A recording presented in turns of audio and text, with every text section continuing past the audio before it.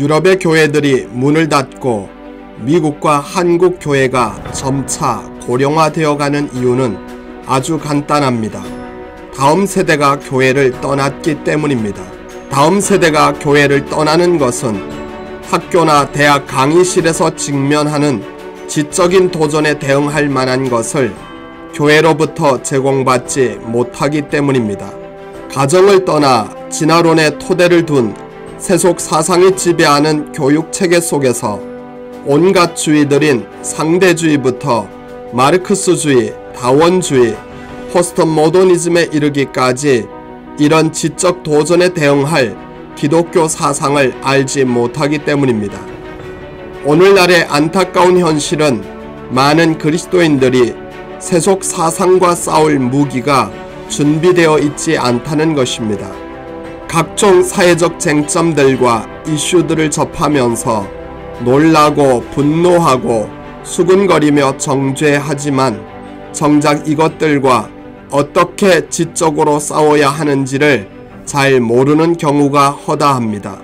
14억의 사람들이 속한 거대한 중국이라는 국가를 움직이는 통치 이념은 사회주의 사상입니다.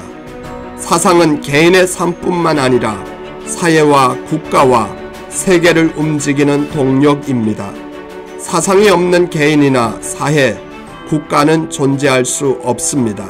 문제는 그 수많은 세속 사상들 속에서 기독교 사상은 찾아보기 어렵다는 것입니다.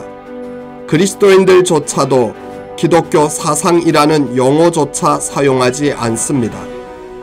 호전적이고 공격적인 진화론자이며 세계적인 과학 철학자 마이클 루즈는 이런 말을 했습니다.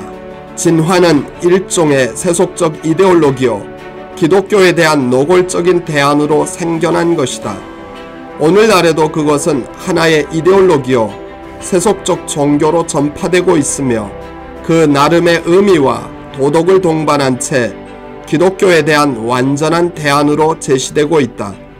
진화론의 토대를 둔 세상의 모든 사상들은 결국 기독교에 대한 대안으로 만들어졌음을 세계적인 과학 철학자 루즈는 인정한 것입니다. 기독교는 우리가 어디서 왔으며 어디로 가고 있는지, 그 도중에 무엇을 해야 하는지를 알려주는 것처럼 진화론도 기독교의 똑같은 패턴을 따라가고 있습니다. 진화론도 하나의 세속 종교로서 기능을 하고 있습니다. 세속 사상을 신봉하는 모든 이들은 또 다른 신자들입니다. 세상은 사실상 두 가지의 철학과 믿음 사이의 전쟁입니다. 모든 것이 인격자로부터 시작되었음을 믿는 신자들과 물질로부터 시작되었음을 믿는 신자들 간의 분쟁입니다.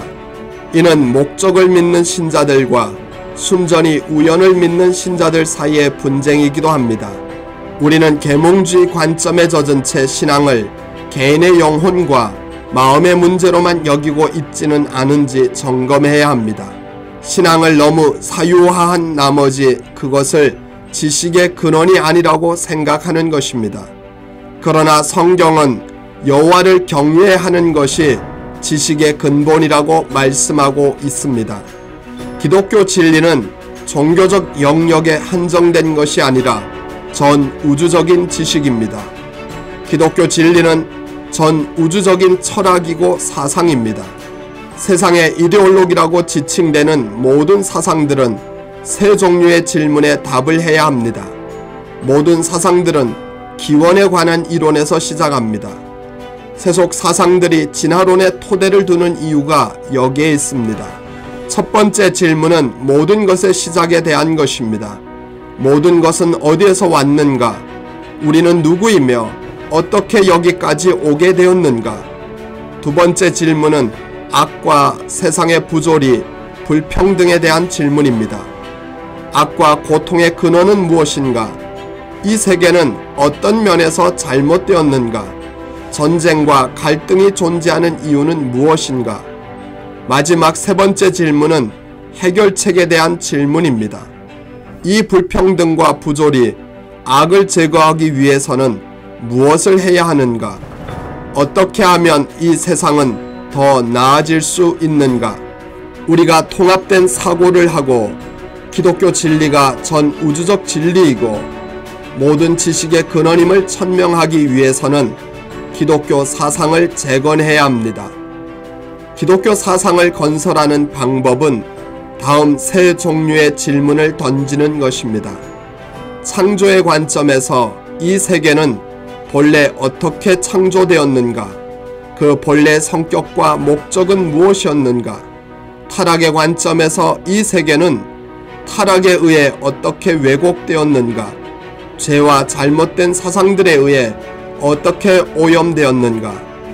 구속의 관점에서 어떻게 하면 이 세계를 본래 창조된 목적에 맞게 회복시킬 수 있는가? 타락 전의 완전한 상태로 어떻게 되돌릴 수 있는가? 성경의 메시지는 종교나 교회 생활이라는 타이틀을 가진 삶의 일부와 관련이 된 것이 아닙니다. 창조, 타락, 구속은 창조된 모든 실제의 본성을 형성하는 거대한 사건들의 정의입니다. 우주의 시작부터 지금의 인류 문명과 역사, 인류의 나아갈 방향과 목적에 대한 메시지입니다. 우리는 공과 사의 구분 없이 모든 차원에서 하나님과 관계를 맺어야 합니다. 우리가 행하는 모든 일을 그분에 대한 사랑과 섬김의 표현으로 예배가 되게 해야 합니다. 그런즉 너희가 먹든지 마시든지 무엇을 하든지 다 하나님의 영광을 위하여 하라. 성경이 약속한 것은 성령에 의해 삶의 모든 차원이 변혁되어 완전한 삶의 기쁨과 능력을 경험하는 것입니다. 뿐만 아니라 우리의 삶 전체가 하나님의 구속이라는 위대한 드라마에 참여하는 것입니다.